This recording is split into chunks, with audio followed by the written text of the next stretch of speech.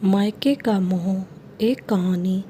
रुक्मणी जब 13 साल की थी तभी उसकी शादी हो गई थी। बहुत बड़े जमींदार की बेटी थी।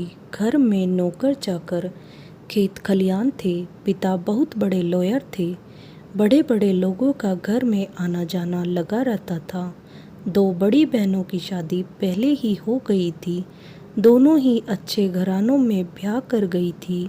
रुक्मणी अपने आयु से ज़्यादा बड़ी दिखती थी, इसलिए घर में माता पिता को उनके ब्याह की चिंता सताने लगी। किसी तरह एक लड़का प्रताप मिला जो पढ़ा लिखा था पर दौलत नहीं थी। उनके पास जायदाद के नाम पर सिर्फ एक पुराना घर था। बड़े भाई होने के नाते जिम्मेदारियां थी। माँ, 2 छोटे भाई जो अभी भी पढ़ रहे थे। पिता का साया तभी उनके सिर से उठ गया था जब वे 10वीं की परीक्षा दे रहे थे।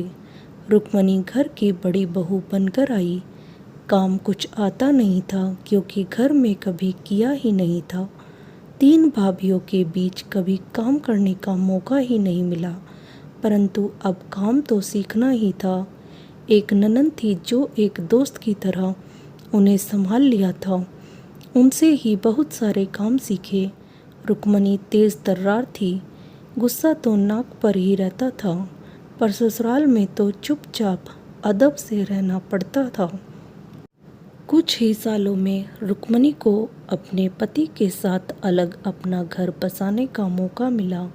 पति की तनख्वाह भी कम थी। इतने बच्चों की पढ़ाई और आने जाने वालों के आवभगत आदि को संभालना उनके बस की बात नहीं थी, क्योंकि उन्हें तजुर्बा कम था। इसलिए आए दिन तकलीफ उठानी पड़ती थी। पिता की मृत्यु के बाद उनका मायके की तरफ लगाव बढ़ने लगा। भाई भाभी सब रुक्मणी से बहुत डरते थे। माँ भी इनकी तरफदारी करती थी। घर में हमेशा मायके से कोई ना कोई आते ही रहते थे।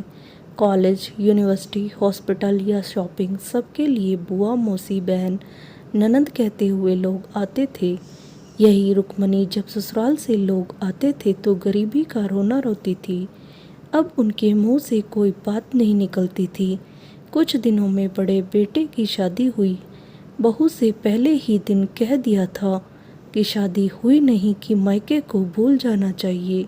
जो रुक्मणी दिन रात अपने मायके के गुण गाती रहती है और अपने मायके वालों के आवभगत में लगी रहती है, उनकी सोच इस प्रकार थी। दिन बीतते गए। रुक्मणी ने पूरे घर पर अपना सिक्का जमाया। पति, बेटे, बहू किसी की मजाल की उनकी बात ना माने। उनकी आज्ञा के बिना घर में एक पत्ता भी नहीं हिलता था। दिन इसी तरह अच्छे से रुक्मणी के लिए गुजर रहे थे। पति की मृत्यु के बाद उन्हें लगता था कि कोई उन्हें नीचा दिखाने ना लगे, जो कभी भी नहीं हो सकता, पर रुक्मणी के ख्याल से।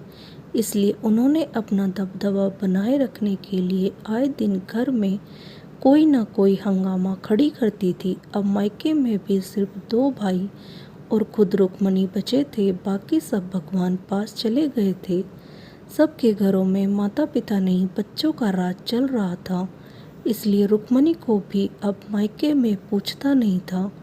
पहले जो इनके आगे पीछे घूमते थे, अब अपने घर की शादी ब्याह में भी फ़ोन ही कर देते थे कि आए तो ठीक, ना आए तो भी ठीक। यह बात उन्हें हजम नहीं होती थी, पर भाई भाभी भी खुद अपने बच्चों पर निर्भर थे तो अपनी बहन की क्या सुनते। पहले कभी रुक्मणी के बच्चे जब अपने मामा के लोगों के साथ सिर्फ हाय बाय में रहते थे, भाइयों की शिकायत पर वह कहती थी, देखो भाई, मेरे बच्चों पर मत जाओ, मैं तो बात कर रही हूँ आप लोगों से। मेरा आप लोगों के साथ रिश्ता है।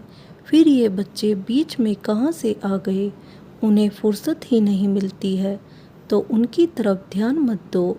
अब आज रुक्मणी के भाइयों का भी यही हाल है। वे भी उसे यही समझाना चाहते हैं कि बच्चों पर ध्यान मत दो, पर रुक्मणी को गुस्सा आ जाता है कि आजकल बच्चे बुआ को किसी भी फंक्शन में नहीं बुलाते हैं। कल की ही बात है, बड़े भाई के पोते की शादी थी, खबर नहीं किया, बाद में सॉरी कह दिया। सोच सोच कर रुक्मणी को बुरा लगता है कितना किया था इन लोगों के लिए, पर आज कोई भी मुझे पूछता ही नहीं है। इसलिए पहले अपने परिवार के बारे में सोचना चाहिए, फिर दूसरों के। मायके का मोह भी इतना ना हो कि आप अपने घर को भूल जाए। इसलिए कहते हैं, अति का भला न बोलना, अति की भली न चूप, अति का भला न बरसना, अति की भली न धूप। दोस्तों, आपको ये कहानी अच्छी लगी तो कहानी को लाइक करें और मेरे चैनल को सब्सक्राइब करना ना भूलें। धन्यवाद। राधे राधे।